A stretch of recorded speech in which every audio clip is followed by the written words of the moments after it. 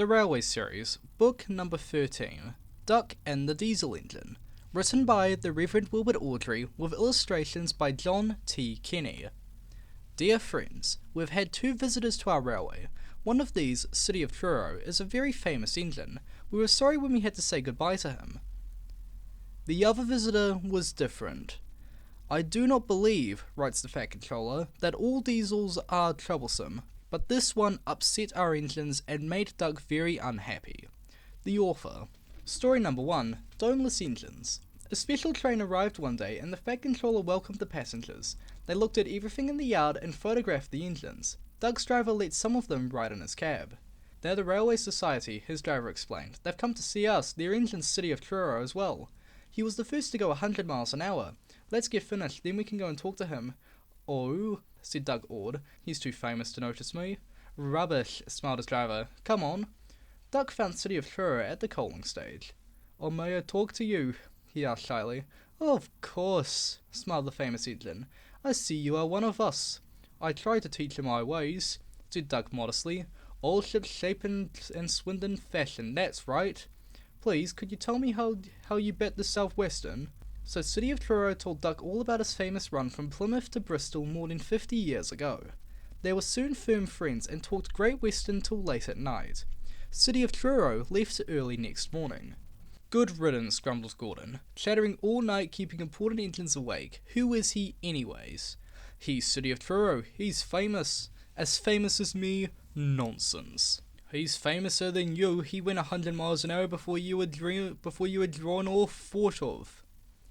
So he says, but I didn't like his looks. He's got no dome, said Gordon darkly. Never trust domeless engines. They're not respectable. I never boast, Gordon continued modestly, but 100 miles an hour would be easy for me. Goodbye. Presently, Doug took some trucks to Edward Station. He was cross. It was lucky for those trucks that they tried no tricks. Hello, called Edward. The famous City of Truro came through this morning. He whistled to me. Wasn't he kind?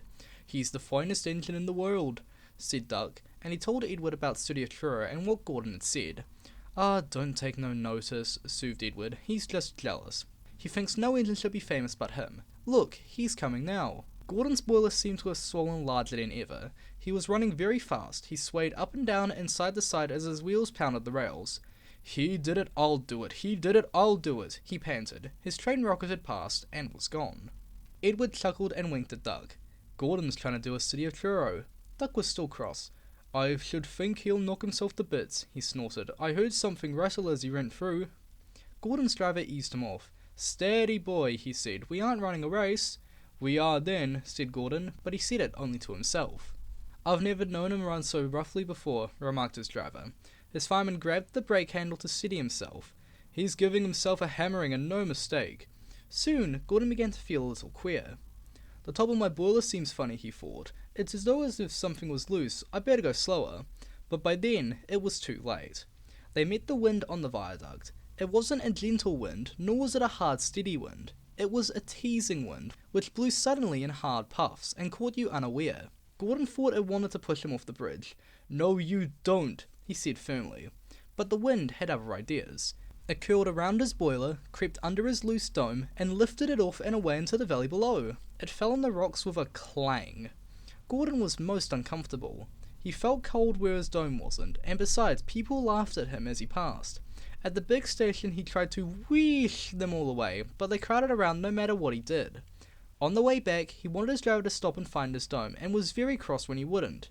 He hoped that the sheds would be empty, but all the engines were there waiting. Never trust domeless engines, said a voice. They aren't respectable. Story number 2. Pop Goes the Diesel. City of Truro's visit made Doug very proud of being Great Western. He talked endlessly about it, but he worked hard too, and made everything go like clockwork. The trucks behaved well, the coaches were ready on time, and the passengers even stopped grumbling. But the engines didn't like having to bustle about. There are two ways of doing this, Doug told them, the Great Western way or the wrong way. I'm Great Western and don't we know it? They groaned. They were glad when a visitor came. The visitor purred smoothly towards them. The Fat Controller climbed down. Here is Diesel. I have agreed to give him a trial. He needs to learn. Please teach him, Doug. Good morning. pleased to meet you, purred Diesel in an oily voice. Is that James and Henry and Gordon too? I am delighted to meet such famous engines. And he purred towards them. The silly engines were flattered. He has very good manners, they murmured. We are pleased to have him in our yard. But Duck had his doubts. Come on, he said shortly. Ah, yes, said Diesel. The yard, of course. Excuse me, engines. And he purred after Duck, talking hard. Your worthy fat Sir Topham Hatt to you, ordered Duck. Diesel looked hurt. Your worthy Sir Topham Hatt thinks that I need to learn. He is mistaken. We Diesels don't need to learn. We know everything. We come into a yard and improve it. We are revolutionary. Oh, said Duck, if you're so river finger-gummy, perhaps you would collect my trucks while I fetch Gordon's coaches. Diesel, delighted to show off, purred away. With much banging and clashing, he collected a row of trucks. Duck left Gordon's coaches in the station and came back. Diesel was now trying to take some trucks from a siding nearby. They were old and empty. Clearly, they had not been touched for a long time. Their brakes would not come off properly. Diesel found them hard to move. Push, pull, backwards, forwards. Oh, oh, the trucks groaned. We can't, we won't. Duck watched the operation with interest. Diesel lost patience. Grrr, he roared, and he gave a great heave. The trucks jerked forward. They screamed. We can't, we won't. Some of their brakes broke, and the gear hanging down bumped into the rails and sleepers. We can't, we won't, ah! The trailing brakes caught in the points and locked themselves solid.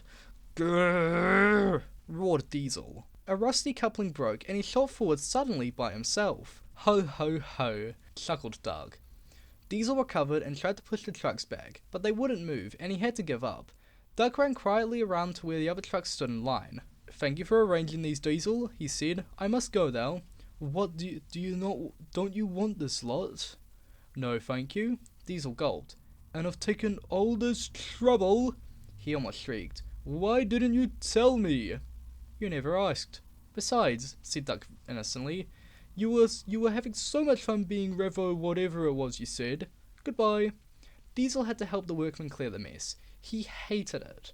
All the trucks and coaches were laughing. Presently he heard them sing. Their song grew louder and louder, and soon it echoed through the yard. Trucks are waiting in the yard, tackling them with easel. Show the world what I can do, gaily boasted Diesel. In and out he creeps about like a big-back weasel. When he pulls the wrong trucks out, pop goes the Diesel. Grrr! He growled, and scuttling away, sulked in the shed. Story number 3. Dirty Work. When Duck returned and heard the trucks singing, he was horrified.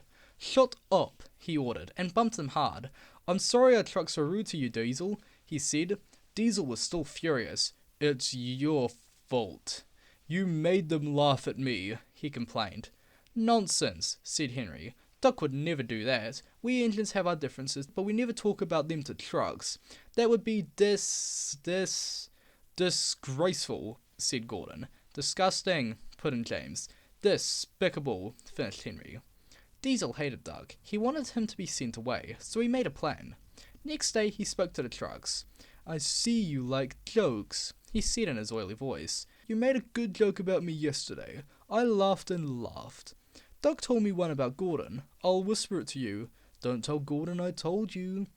And he snickered away. Ha ha ha, guffawed the trucks. Gordon will be cross with Duck when he knows. Let's tell him and pay Duck out for bumping us. Diesel went to all the sidings, and in each he told different stories. He said that Duck had told them to him. This was untrue, but the trucks didn't know. They laughed rudely at the engines as they went by, and soon Henry, Gordon, and James found out why. Disgraceful, said Gordon. Disgusting, said James. Despicable, said Henry. We cannot allow it. They consulted together. Yes, they said, he did it to us, we'll do it to him and see how he likes it. Duck was tired out. The trucks had been cheeky and troublesome. He had had some hard work to make them behave. He wanted a rest in the shed. Whoosh! Keep out! The three engines barred his way, and Diesel lurked behind. Oh, stop fooling, you three, said Doug. I'm tired. So are we, hissed the engines. We are tired of you. We like Diesel. We don't like you. You tell tales about us to the trucks. I don't. You do. I don't. You do. The Fat Controller came to stop the noise. Duck called me a galloping sausage, sir, spluttered Gordon. Rusty Red Scrap Iron, hissed James. And I'm old Square Wheels, fumed Henry. Well, Duck considered. I only wish, sir, he said gravely, that I'd thought of those names myself. If the dome fence, the Fat Controller coughed.